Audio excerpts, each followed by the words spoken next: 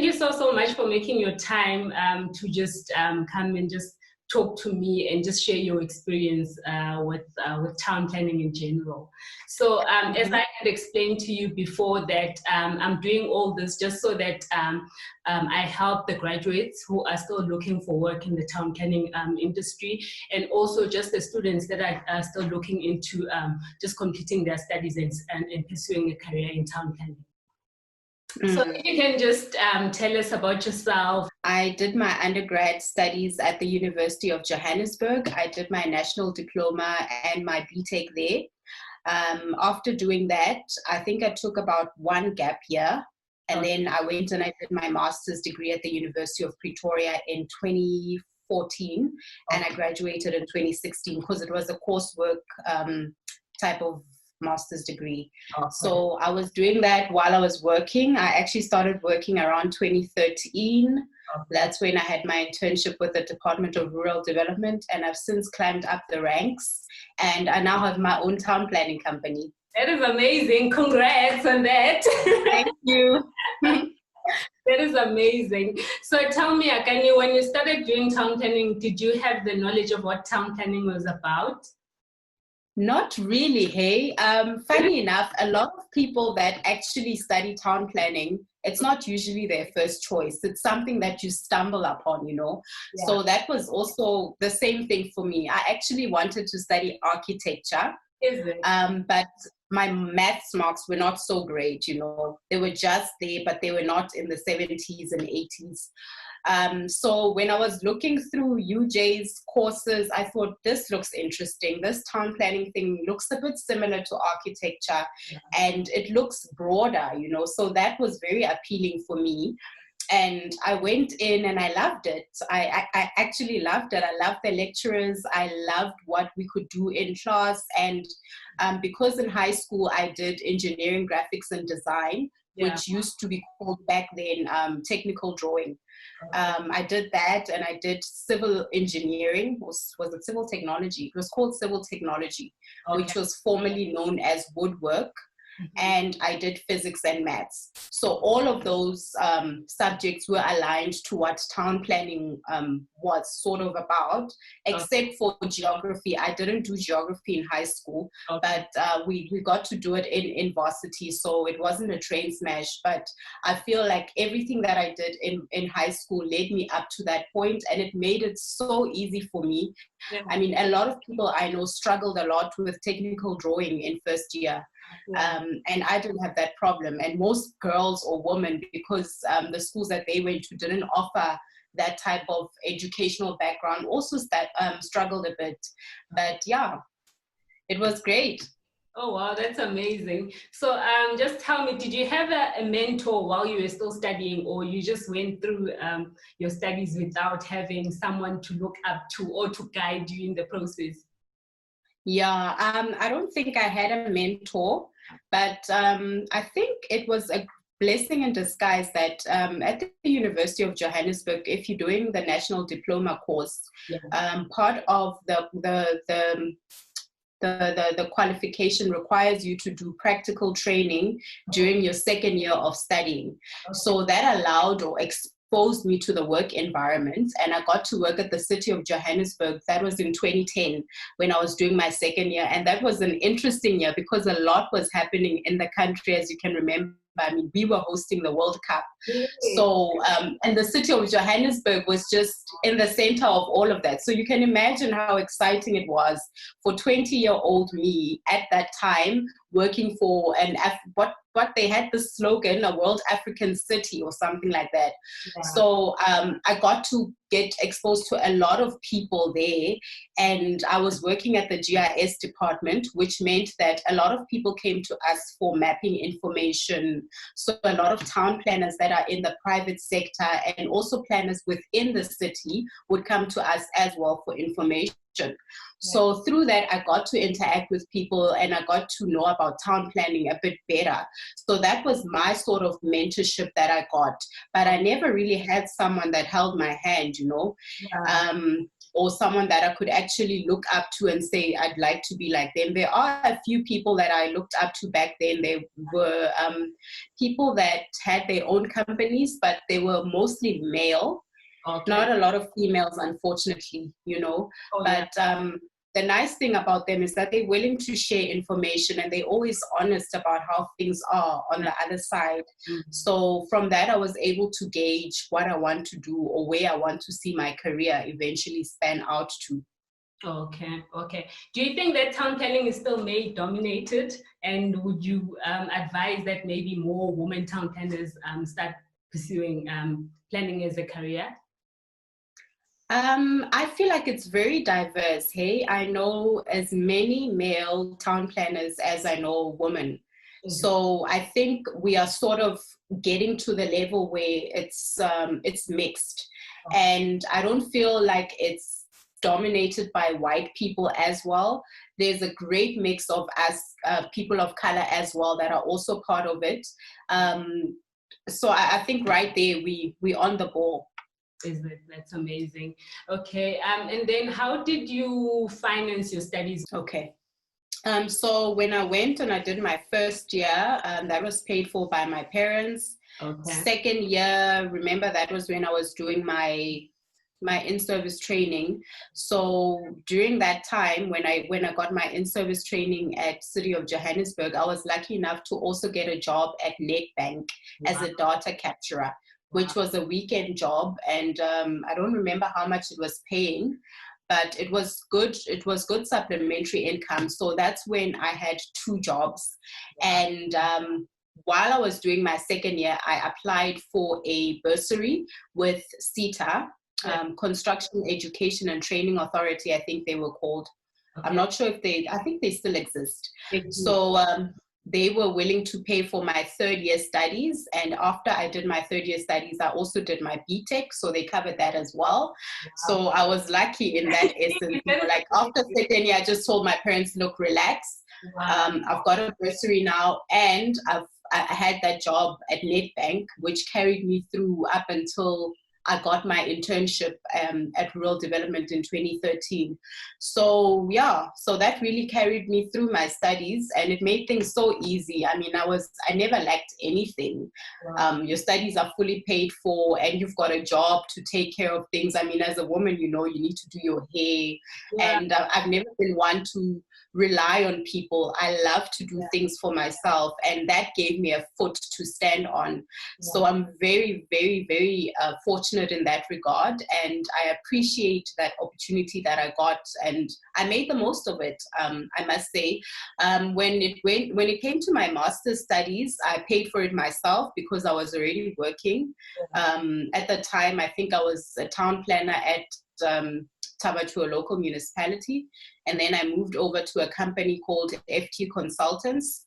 But I was able to pay for my own studies then because I was earning enough.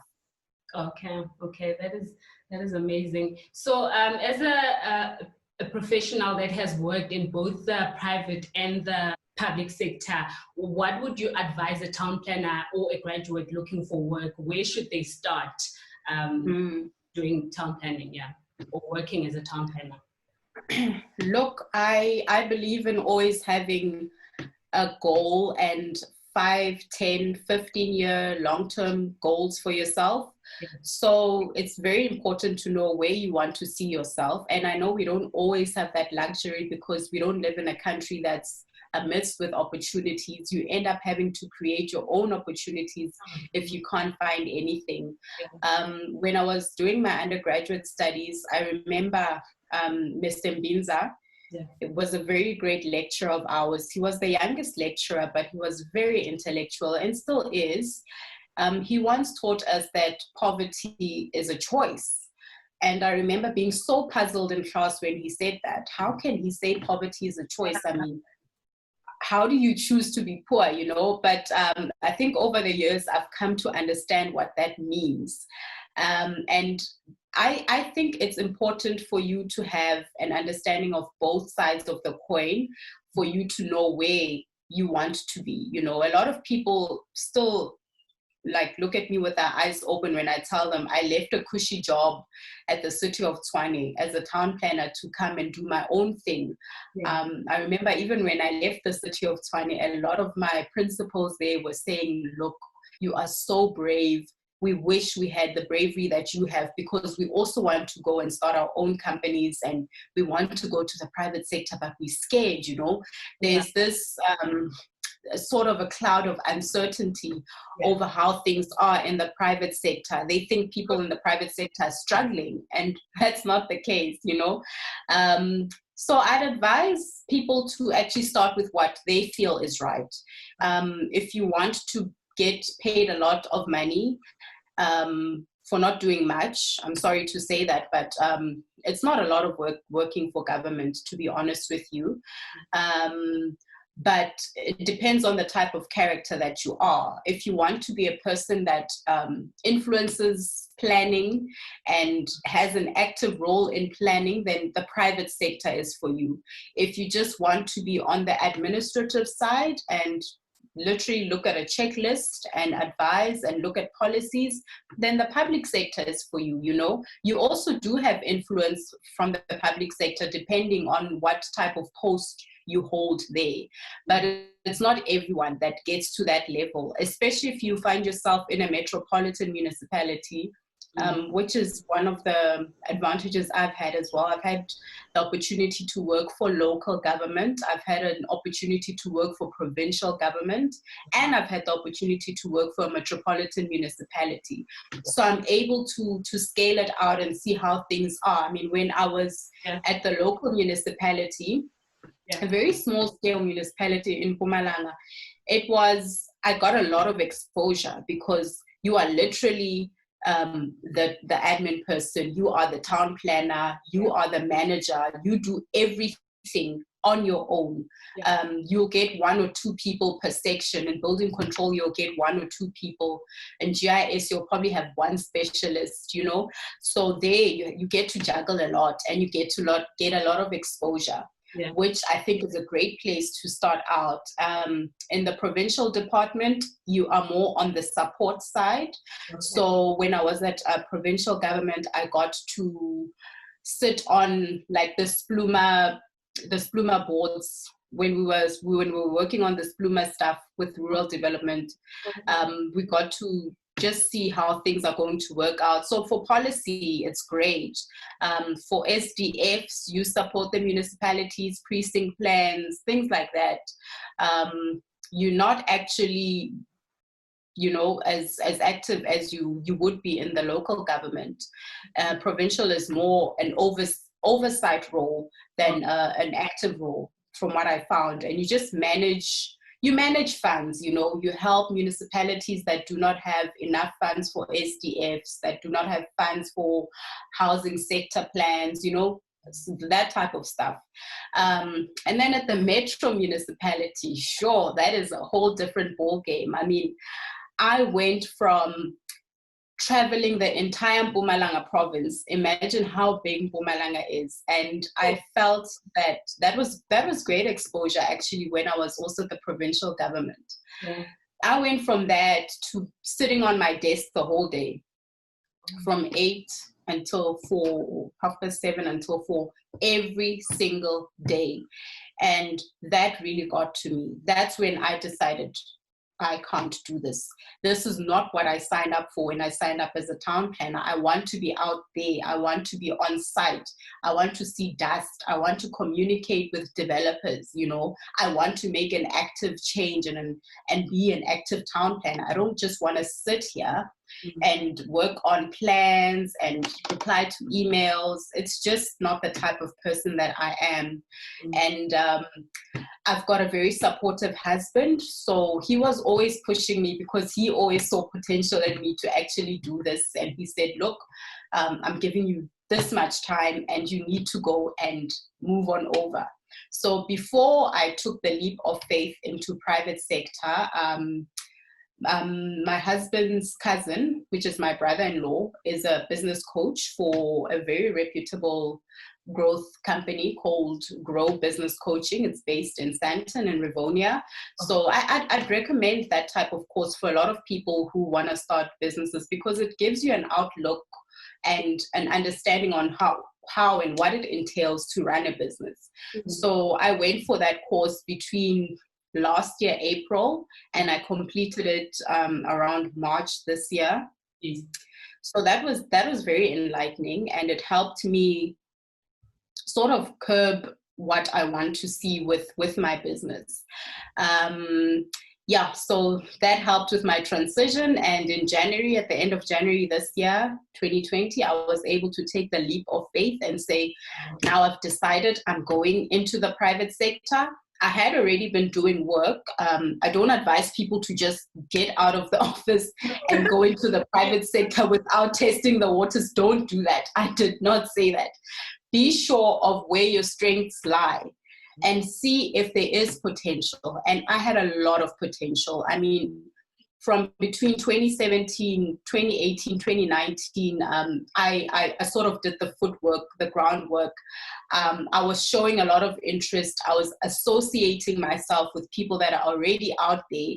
I've got a lot of people that are in business, and I spoke and discussed it with a lot of people that are already out there and asked, so how are things there, you know? How are you finding it? And I'm so fortunate that they were not negative. They were very honest. I mean, they would advise me and say, look, try to minimize your debts or financial commitments as much as possible before you take this leap of faith, because you're no longer going to get your salary on the 26th anymore. That's gone. Yeah. It's do or die, basically. So you need to have a wheel that turns, you know, at a certain time, all the time. So that helped me make my decision, and it was now or never, honestly. So it's working out quite well. Of course, the COVID was a bit of a distraction due to, well, everyone has been struggling. My daughter's knocking on the door. Everyone had been struggling during the COVID era, but I think afterwards, around July, things did look up for the business, and things are looking up even now. I'm busy with a lot of land use applications and township establishments. I want to tap into policy planning as well, but obviously that's at a bit of a larger scale. I'm going to take it a day at a time. Okay. Yeah. So, okay, something else that I wanted to ask you, for a person who doesn't know what town planning is about, or they just they want to find out, what is this town planning that people are always talking about? And the reason why I actually started off embarking on this journey is because I was getting frustrated, because you get to a certain place and then everyone asks you, so what do you do? And then you tell them I'm a town planner. They're like, town planning, what is that? So I was just tired of explaining myself. That's why I want to get it out there so that people know about what we do. So what would you advise? What would you tell someone who doesn't know what town planning is about? Just a summary to someone who doesn't know what it is. Okay, that is a bit of a difficult question. I remember we were also once asked in varsity first year, I think, so if I ask you what you do as a town planner, what would you say? And we were also dumbstruck, because it's a bit of a difficult question. It's not like an architect where you can say, I design buildings. Yeah. So I know a lot of people do actually frown when you say you're a town planner. They're like, a town planner? Which towns are you planning? We already have towns. Exactly. So I always say, look, I'm the person that makes sure that development complies. So it's like I'm a land attorney, basically, making sure that you get the land use rights to do what you want to do. If you want to build or develop a townhouse complex, I'm your go-to girl. If you want to change your property from business to commercial, I'm your go-to girl. If you want to build a filling station, I'm your girl. So that is as simple as I can present it to them in less than a minute. And obviously they will have questions or follow-up questions, and we can take it from there. Okay, okay, that is amazing. Another question that one of the students that I've been interacting with asked me is that, how do you go about negotiating she just started doing an internship, and then she says, what if, well, I complete my internship program and then now I want to get another job? Like, how do I go about negotiating my salary now after just completing my internship?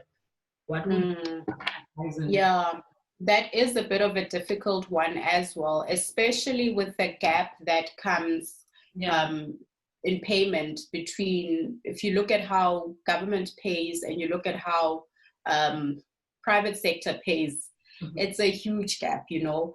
I remember when I went from doing my internship to working for the local municipality that I work for in Mpumalanga, I went from earning 4,500 Rand as an intern to earning about 18,000 Rand as a town planner, as a startup town planner in a municipality. And it went up, you know, 25,000 Rand, 40,000 Rand, all in government. But if you were to do the same type of work in private sector, it's a bit less. I know they start, some companies start at about 8,000, at about 12,000 Rand. And it is a bit unfair, especially if you're registered as a candidate or a professional planner. I mean, you can't have spent 4 years in varsity, have spent so much money on school fees, varsity fees, and then you get out to earn about 8,000 Rand in the private sector. It's a bit unfair. And the worst part is that SACPlan is not regulating it the way it's supposed to. I mean, SACPlan is there as a body, and I know you probably have seen the talks on LinkedIn. A lot of town planners are frustrated because they're not getting paid what they are supposed to get paid, especially in the private sector, because that's where a lot of people can get exploited. And unfortunately, that's where there's a lot of work. So I think my best advice to the young planner would be to basically start themselves at either an hourly rate or a fixed amount which they feel will be able to cover their daily expenses and their living expenses, because we can't kid around. There's rent to be paid. You need to get around, and you do need to get around as a town planner. I mean, I don't know what I would do if I did not have a car. From the first job that I had as a town planner in the local municipality in Mpumalanga, I remember I was using my mom's Polo just to get around, you know. And I thought, sure, if I didn't have a car, this was going to be a struggle, because I have to go and do site inspections. I need to check how far things are on certain, and have to go to meetings in Pretoria sometimes, all the way from Leidenburg. So if I don't have a car, it's really, you know, it's a jam. So you need to have a look at that. And some of them also say, as a compliance issue, you have to have a car before we can give you this job. So how much is a car? There's the car insurance and installment. That, depending on what kind of car you want to drive, can be around 5,000 Rand if you're starting out, like buying a small car that is manageable, you know. So you look at that, you look at your rental expenses. What kind of place are you going to live in? Obviously, you don't want to live too far out, because you don't want to have to drive a long way. It's going to curb you on your fuel. Or you're either going to have to use public transport to get to work on the days when you know you're not doing site inspections. So these are all the things that you need to think about when you want to scale yourself and say, okay, look, I think I'd be okay starting out at about 15,000 Rands a month. It would be able to cover my overheads. I'd be able to pay for rent. I'd be able to make it to work and still eat and keep the lights on, you know. Those are the important things while you build yourself. Okay. Last question. I don't want to take too much of your time. Just what advice would you tell the graduates or just the students that are currently studying on which tools they should start familiarizing themselves with? Tools in what aspect? In planning, like ArcGIS, AutoCAD, such tools that you would use doing applications or other programs, maybe project management as well. Okay, no, that's very important. And I think that brings us back again to where your strengths lie and what you are interested in. But knowing everything will benefit you at the end of the day.